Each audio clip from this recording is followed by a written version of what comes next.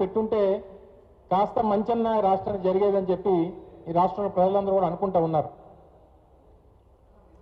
సరే, కింద స్థాయి కార్యకర్తల దగ్గర నుంచి, సోషల్ మీడియా యాక్టివిస్టుల దగ్గర నుంచి,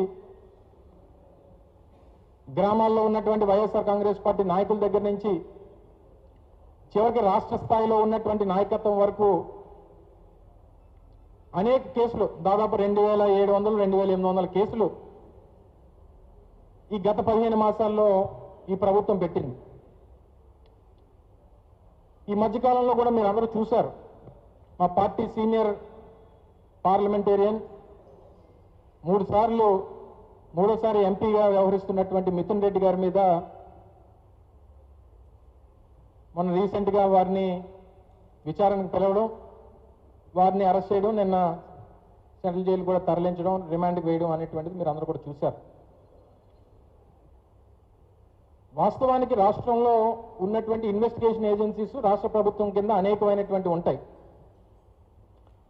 సిఐడి ఉంటుంది, డిపార్ట్మెంట్ అనుకున్నటువంటి డిఫరెంట్ ఏజెన్సీస్ ఉంటాయి, లేదా వీరు నియమించినటువంటి స్పెషల్ ఇన్వెస్టిగేషన్ టీమ్స్ ఉంటాయి.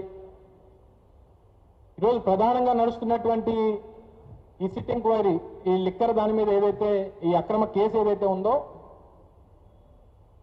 ఈ అక్రమ కేసు మీద నడుస్తున్నటువంటి సిట్ ఎంక్వైరీ, సిట్ని నియమించారు. ఇందులో కొంతమంది అధికారుల్ని పెట్టడం జరిగింది. కానీ తీరా చూస్తే అసలు సిట్ ఎంక్వైరీ అనేటువంటిది అందులో ఉన్నటువంటి అధికారులు చేస్తున్నారా, లేకపోతే ఈ రాష్ట్రంలో ఉన్నటువంటి 2 ప్రధానమైనటువంటి పత్రికలు,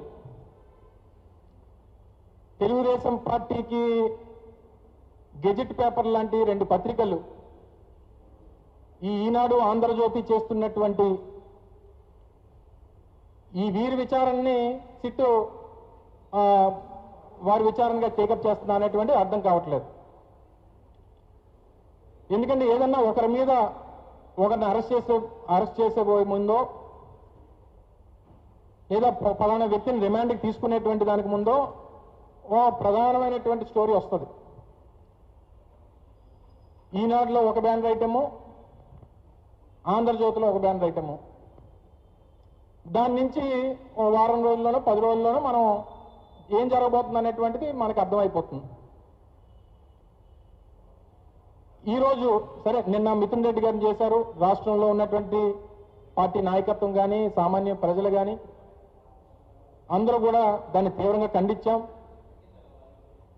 కావాలని కక్షపూరితమైనటువంటి కార్యక్రమాల్లో భాగంగా మా సీనియర్ పార్లమెంటేరియన్ అనేటువంటి మిథున్ రెడ్డి గారిని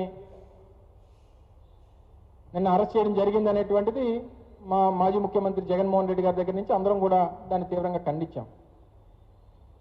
తీరా ఈరోజు చూస్తే ఇది ఈనాడు పేపర్. దీంట్లో ఈరోజు బ్యానర్ ఐటమ్ బిగ్ బాస్ జగనే. ఇది ఒక ఆర్టికల్. సరే, దీంట్లో ఉన్నటువంటి విషయాలు ఇవన్నీ, ఆ విషయాలు వాటి జోలికి వెళ్దాం. ఇది ఆంధ్రజ్యోతి పేపర్. దీంట్లో కూడా దీనికి ఒక సపరేట్ ముడుపుల మూల విరాట్కి అని చెప్పి ఇది ఒక ఆర్టికల్. ఛార్జ్ షీట్లో ఏం రాయాలో, ఎంక్వైరీలో ఎవరేం చెప్తారో, ఎవరు ఏ విట్నెస్లో, ఎవరెవరి మీద కేసులు పెట్టాలో, ఎవరిని తర్వాత అరెస్ట్ చేయాలో ఇవన్నీ సిట్ చెప్పదు. ఈనాడు, ఆంధ్రజ్యోతి చెప్తాయి. ఈనాడు, ఆంధ్రజ్యోతి చెప్తే దాని ప్రకారం సిట్ ఎంక్వైరీ నడుస్తుంటుంది. దాని ప్రకారం అరెస్టులు ఉంటాయి. దాని ప్రకారం కక్ష సాధింపు చర్యలు చేపడతాం. దాని ప్రకారం మా ఇన్వెస్టిగేషన్ నడుస్తుంది అనేటువంటిది ఈరోజు రాష్ట్రంలో కనబడతా ఉంది.